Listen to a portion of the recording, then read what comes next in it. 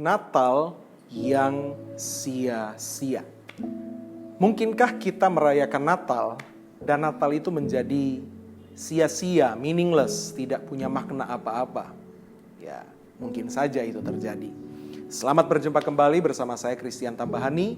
Saya mengajak kita untuk bersama-sama merenungkan firman Tuhan selama kurang lebih 10-15 menit ke depan ini. Satu ayat firman Tuhan dari Yohanes pasalnya yang ke-18, ayatnya yang ke-37, satu penggalan kata-kata Tuhan Yesus yang akan saya kutip sebagai dasar perenungan kita pada kesempatan ini.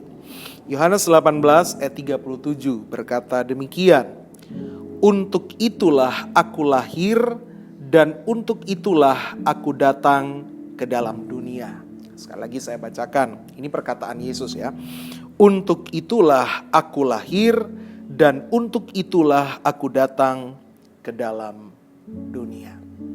Nah saudara, Natal selalu saja disambut dan dirayakan oleh umat Kristiani dimanapun dengan meriah, dengan gegap gempita, dengan megah, dengan gemerlap saudara ya. Persiapannya begitu mahal seringkali saudara ya. Tapi mungkin almost 2 years, 2 tahun terakhir ini ya mungkin perayaan Natal agak sedikit lebih sederhana karena kita masih berada dalam suasana keprihatinan karena pandemi COVID-19. Tetapi selalu saja Natal itu dirayakan dengan tidak biasa ya. Apalagi misalnya kita yang ada di daerah mayoritas Kristen seperti contoh saya dan kita ini yang ada di Manado di Sulawesi Utara. Kalau namanya Natal itu pasti disambut dengan sangat excited, bukan cuma excited aja tapi excited banget, sangat bergairah ya. Jangankan bulan Desember, dari bulan yang begitu dia pindah sudah masuk ke ada bulan yang babunyi DPBR, orang-orang sudah pada, ibu-ibu sudah pada lihat rumahnya, kira-kira bagian mana di rumah ini yang harus difermak, yang harus diperbaiki, ya mungkin rumah di cat ulang saudara ya, mungkin tehelnya diganti, mungkin kursi dan lemarinya diganti dengan yang baru dengan alasan menyambut Natal saudara ya. Bahkan ada mungkin yang bangun rumah baru saudara ya, karena setelah diganti semua yang ada di dalam ternyata tidak cocok sama model rumahnya, akhirnya dibongkar rumah yang baru. Tetapi akan menjadi sesuatu yang sangat disayangkan jika Natal yang begitu mewah, begitu megah, begitu meriah, begitu mahal secara budget dirayakan oleh orang-orang Kristen, orang-orang yang percaya kepada Tuhan Yesus, lalu kemudian Natal itu menjadi sia-sia saudara. Nah ingat bahwa Yesus berkata, "Untuk itulah aku lahir." Artinya Natal atau kelahiran Yesus lahir untuk sebuah tujuan khusus yang luar biasa besar dan dahsyatnya untuk kehidupan umat manusia. Yesus tidak sekedar lahir hanya karena suka-suka dia atau suka-suka Bapa begitu untuk supaya mengutus anaknya yang tunggal, Yesus Kristus ke dalam dunia, bukan. Yesus juga tidak lahir hanya untuk sekedar mengisi atau mewarnai sejarah peradaban umat manusia. No, tidak seperti itu saudara. Yesus lahir untuk sebuah tujuan yang khusus, spesial dan besar untuk Anda dan saya. Karena itu saudara, kelahiran Yesus tidak boleh dilewatkan begitu saja dan tidak boleh dirayakan tanpa makna. Pada akhirnya Natal yang berbicara kelahiran Yesus itu disia-siakan justru oleh orang yang merayakannya, oleh kita yang merayakannya saudara ya. Jangan sampai itu terjadi. Masalahnya selama ini adalah cara dan sikap kita sebagai orang percaya merayakan Natal yang punya tujuan yang luar biasa besar bagi keselamatan umat manusia. Justru kita sendiri dengan cara kita merayakan yang bikin Natal itu jadi sia-sia. Kita tahu bahwa kelahiran Yesus itu tujuannya adalah salvation, adalah keselamatan. Makanya sebuah ayat yang begitu terkenal, "For God so loved this whole world, so He gave His only Son." Karena begitu besar kasih Bapa akan dunia ini, sehingga Dia mengaruniakan anaknya yang tunggal supaya setiap orang yang percaya kepadanya tidak binasa melainkan beroleh hidup yang kekal. Saya yakin tidak ada orang Kristen manapun yang tidak tahu, tidak kenal atau mungkin tidak hafal ayat itu. Saya yakin kita semua tahu, kenal dan hafal ayat itu. Itulah tujuan Natal. Tetapi kita sendiri yang bikin Natal itu menjadi sia-sia. Dengan cara apa? Dengan cara kita merayakannya. Nah, saja kita merenungkan dalam waktu yang singkat ini. Kenapa sih Natal bisa jadi sia-sia, saudara, dengan cara kita merayakannya? Yang pertama, Natal akan menjadi sia-sia jika kita merayakan Natal tanpa pertobatan. Sekali lagi, Natal menjadi sia-sia jika kita merayakan Natal tanpa pertobatan, saudara ya. Saya yakin bahwa tujuan Yesus lahir untuk menyelamatkan umat manusia. Tetapi jalan, respons, reaksi dari kita ketika Tuhan melakukan aksi untuk datang menyelamatkan kita adalah kita harus bertobat dan meninggalkan segala dosa. Saya teringat Yesus pernah berkata, bangsa ini memuliakan aku dengan bibirnya, tapi hatinya gak bertobat. Hatinya jauh daripadaku. Kita lihat kan kalau Natal semua pada latihan core, vokal group, saudara. Ya lagu-lagu terbaik. Kalau mungkin perayaan yang lain, saudara, selain Natal, perayaan-perayaan gerejawi atau hari-hari besar gerejawi atau hari-hari ibadah khusus yang dilakukan oleh gereja, misalnya hari Minggu Raya atau ibadah-ibadah yang lain, ya mungkin latihannya biasa aja, saudara ya. Gladi resiknya biasa aja. Tapi kalau Natal, waduh, bisa sampai berbulan-bulan sebelumnya latihan, saudara ya. Sudah persiapkan lagu apa yang mau dinyanyikan, aransemennya kayak gimana, siapa yang akan penyanyi, siapa yang mau diundang, lagu apa biar kita bisa vokal grup dan lain-lain, saudara ya. Tapi Yesus ingatkan, bangsa ini memuliakan aku dengan bibir, tapi hatinya gak bertobat. So percuma Natal menjadi sia-sia kalau dirayakan tanpa pertobatan. Bahkan dalam perayaan Natal itu sendiri, saudara. Saya ingat belum lama ini saya ada di satu tempat dan di dekat di mana saya berada itu satu gereja lagi merayakan Natal di situ. Nah, biasa kan Natal pasti dibikin gegap gempita, ada speaker yang kuat sampai radius sekian ratus meter bisa kedengaran suara ibadahnya atau lagu-lagu yang dinyanyikan atau suasana perayaannya bisa kedengaran, saudara. Nah, belum lama ini saya ada di satu tempat tidak jauh dari situ ada satu gereja yang merayakan Natal. Waduh, saya sedih sekali. Kenapa saya sedih, saudara? Setelah selesai ibadah Natal, tiba-tiba mereka mulai putar lagu-lagu disco, saudara. Waduh, lagu-lagu yang tidak memuliakan Tuhan. Dalam hati saya sedih mendengarnya, saudara. Lalu kemudian mulai lagu-lagu yang, pokoknya lagu-lagu yang liriknya begitu duniawi dan menyesatkan. Lagu tentang orang bacere lah, lagu tentang orang bahuge lah. Ini baru selesai perayaan Natal loh, saudara. Lagu tentang cinta beda agama, apa-apaan ini, saudara. Ya, saya yakin Tuhan itu begitu sedih dan Natal menjadi sia-sia hanya karena cara kita sendiri yang merayakannya. Saya ingat satu ayat firman Tuhan dari kitab Mika pasal 3 ayat 4 berkata, mereka sendirilah yang nanti akan berseru-seru kepada Tuhan.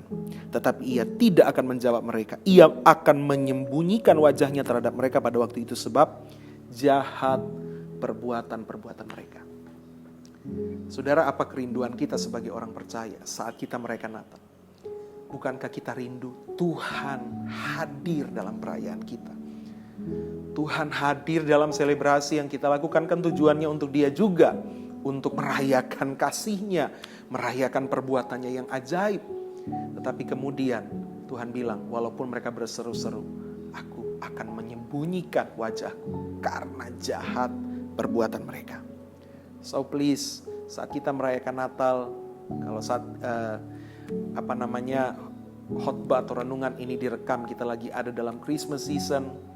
Ya mungkin next kalau kita merayakan Natal, saudara, Tuhan beri kita kesempatan lagi untuk merayakan Natal. Please jangan ada dosa lagi.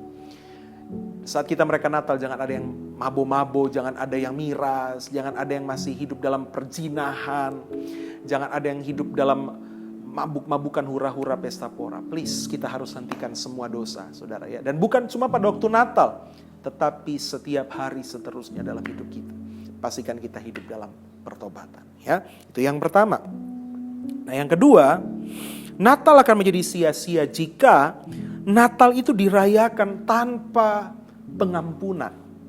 Natal akan menjadi sia-sia jika Natal itu dirayakan tanpa pengampunan. Saudara, ada sesuatu hal yang miris, saudara. Satu kali saya pernah diundang berkhotbah dalam sebuah perayaan Natal di sebuah gereja. Dalam salah satu bagian dari renungan firman yang saya sampaikan, saya mengajak jemaat untuk kalau ada tali silaturahmi yang mungkin putus sekian lama, kalau ada sesuatu yang something di dalam hati yang belum beres dengan orang lain, please di Natal ini berdamailah, ampunilah, bereskanlah. Harus ada rekonsiliasi, harus ada pemulihan. Nah saudara, setelah ibadah itu kita sambil makan saudara, pendeta yang mengundang saya di gereja itu kemudian datang kepada saya karena dia sudah usia jauh lebih tua dari saya, lebih senior saudara, jadi dia cuma panggil nama saja kepada saya. Christian, sini ada om mau sampaikan.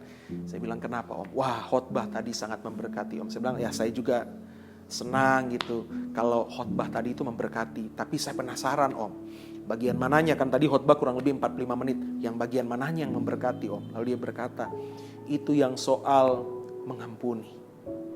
Lalu kemudian, emang kenapa om, ada kejadian gitu di gereja sini? Lalu tiba-tiba matanya berkaca-kaca saudara, dan dia bilang, om sudah 5 tahun tidak saling menyapa dengan anaknya yang tertua. Sudah 5 tahun saudara, hanya karena warisan, tanah warisan dari leluhur saudara yang diperebutkan, dan 5 tahun dia tidak saling ngobrol dengan anak sulungnya. Dan tahu enggak anak sulungnya itu siapa? Kandidat doktor teologi saudara. Jadi papanya pendeta senior, anaknya yang sulung kandidat doktor teologi. Tinggal satu rumah saudara. Ya hendak baku bicara selama 5 tahun. Waduh, saya mendengar itu, saya di satu sisi saya senang karena pendeta senior ini mau rendah hati untuk terbuka. Tetapi di satu sisi juga saya sedih. Kok bisa gitu ya? Ada orang melayani Tuhan, lalu kemudian ternyata hidupnya tidak saling mengampuni dan saling mengasihi. Tidak ada kerukunan bahkan dengan seisi rumahnya. Please saudara, di Natal tahun ini pastikan kita merayakan tanpa kebencian. Kalau ada something di dalam hati kita yang belum beres dengan orang lain, please saat kita merayakan Natal ini, inilah kesempatan. Allah telah menyatakan kasih yang begitu besar kepada kita. Udahlah, jangan simpan-simpan kesalahan lagi. Ya, orang yang banyak simpan kesalahan sama dengan HP saudara ya.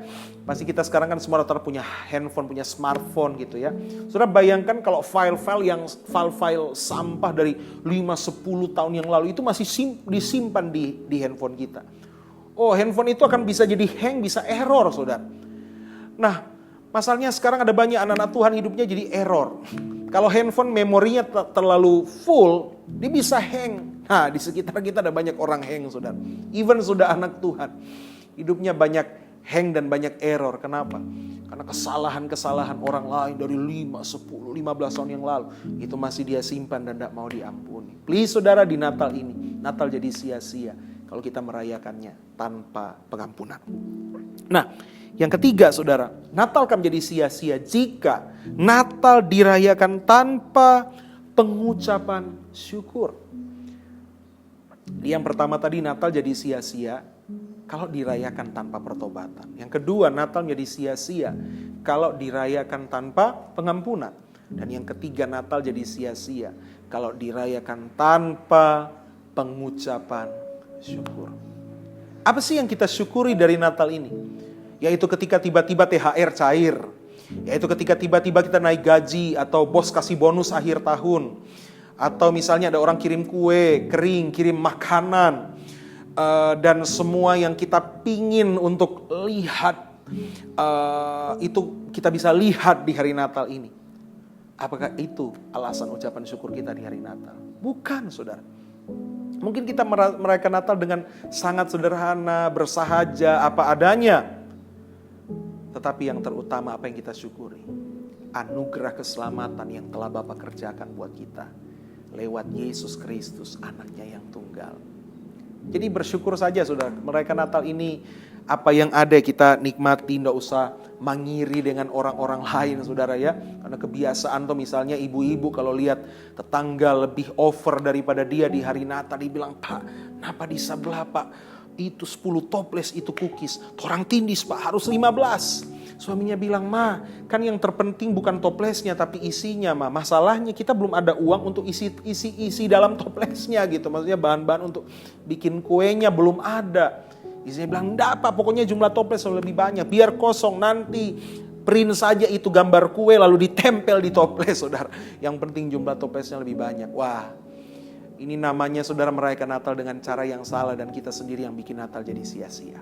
Pastikan Natal tahun ini kita tidak membuat Natal itu jadi sia-sia. Karena Natal punya tujuan yang besar dan penting lebih dari sekedar euforia, kemewahan dan semarak perayaannya. Pastikan Natal tahun ini menjadi Natal yang tidak sia-sia. Sampai jumpa pada perenungan kita yang berikutnya. Tuhan Yesus memberkati. Immanuel.